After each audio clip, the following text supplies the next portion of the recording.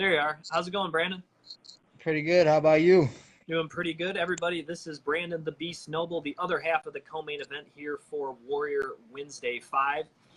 Brandon, first up, I want to talk about your last fight at Warrior Wednesday 3. You were able to defeat Antoine Blassingame once again. I just want to get your final thoughts on that winning performance you had. That was just a tough fight.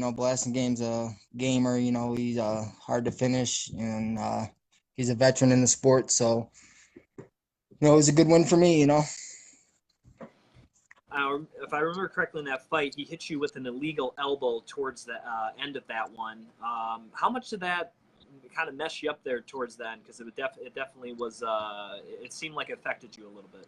Yeah, he hit me with a couple. I had some staples that I had to get put in the back of my head, and so yeah, I mean, it took, it rocked me for a minute, but I was able to recover and grind out the last 30, 45 seconds. So it is what it is. It's part of the game.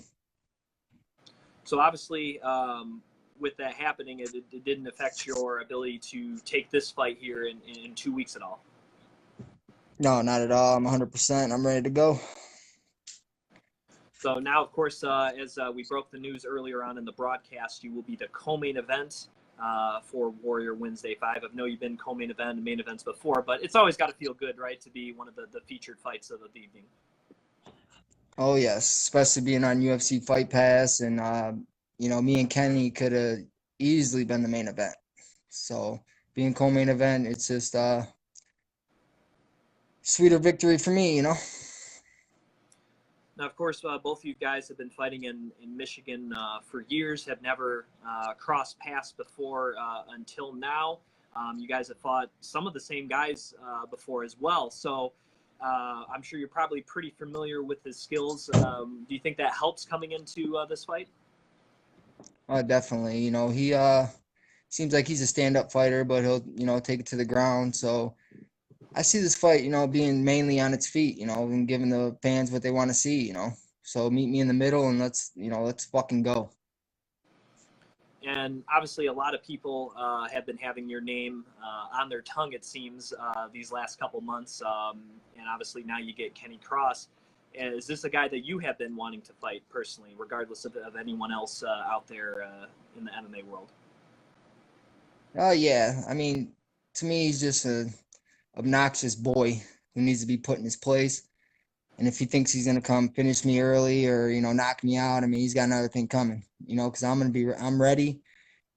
Meet me in the middle and let's find out. Everyone's going to be there and it's going to be exciting. He's going to bring a lot of people. I'm going to have a lot of people. And like I said, this could easily been the main event. Now, of course, looking over his career in his 10 professional fights, he's never actually been to the scorecards, win or lose. Do you think that could be something that could give you an edge trying to get this thing into the third round, or do you think it won't matter anyway? I mean, I think, yeah, if I take him into deep waters, I think, I'll drown him. But, I'm coming for the knockout. So, anyway, I'll take it, first, second, third round. It don't matter. But somewhere in that fight, I'm gonna hit him good and I'm gonna clip him and I'm gonna put him away. And looking at this fight again at 160, I know you fought kind of all over the place as far as weight, but 160, I know that's really comfortable for you.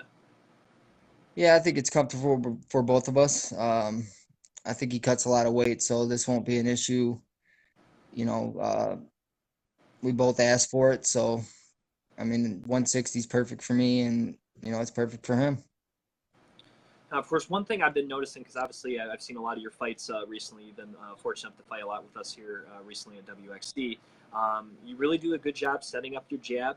You also do a good job feigning with your leg kicks and the right hand. I think a lot of people expect you to throw it more, but you do a good job feinting with it. Has that really been something you've worked on? Because I've really noticed it. I think it's really definitely made a difference in your striking. Definitely. I work my boxing, kickboxing. I've been doing this game for a long time, and you just got to continually practice and get better and better, or you're in the wrong sport. Yeah, absolutely. And another thing I think that might be a key for you, and I know you did it very well in the Adam King fight, was your ability to control the distance of the fight. And you did that a little bit in the Blasting Game fight too, but specifically, if people want to reference when I'm speaking about the Adam King fight, do you think that's a big part in this fight? Because obviously he's a guy that prides himself on getting the knockout and coming forward. Do you think controlling that distance, maybe trying to frustrate, make him whiff a few times, would be a big key for you? Definitely, make him miss and make him, pay for it. But, I don't plan on really backing up in this one. I plan on, me putting the pressure on him. I'm going to be the bully. And just the disrespect from him towards me and, no respect, it just pushed me so much more for this fight. And it motivated me is dangerous. And I've been through it with, I've been in there in the game with a lot of people. I fought Justin James, the Antonio Blasting games. So to count me out and just to think you're going to finish me easy, he's sadly mistaken. Just got a question in from our producer. He says, do you ever take an easy fight? No. I like to test myself, getting an easy fight and a win, it really don't sit well with me. So fighting someone that like a Ken Cross and, you beat him, it's, it's more satisfying, than beating some cupcake that's 0-5 or something, And that's just me. I like the tough fights, it makes me train harder and it pushes me and it motivates me to, to get in there. So when those fans get their tickets or come and view live on UFC Fight Pass, what can they expect from the Beast on July 31st against Kenny Cross? They can expect the most vicious Brandon Noble that's ever stepped in the WXC cage. We don't like each other, and it's the time now to settle it. And this is the best way to settle it is a fist fight. So, you say you're going to knock me out. You say you're going to do this. Well, July 31st, we're going to find out. All right. And any other words you'd like to say to Kenny Cross before you guys step in the cage against each other? Good luck, man. Stay healthy, and let's give these fans a show. All right. And of course, I would be remiss if I didn't ask any thank you, shout out, sponsors, anything you'd like to pass along here, Brandon. Yeah, Custom Kings. They did my shorts and my shirts and made me a sign. It's awesome. Tarantula Genetics with Travis Spivey, Connor Daly Fitness, Bushido Martial Arts, and that's it. All right, and anywhere people can follow you on social media.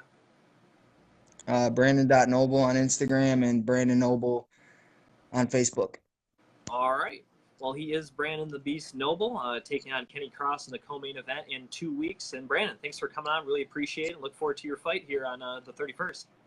Hey, thank you. And WXC is the best. So let's give him a show. Absolutely. All right. We'll see you, Brandon.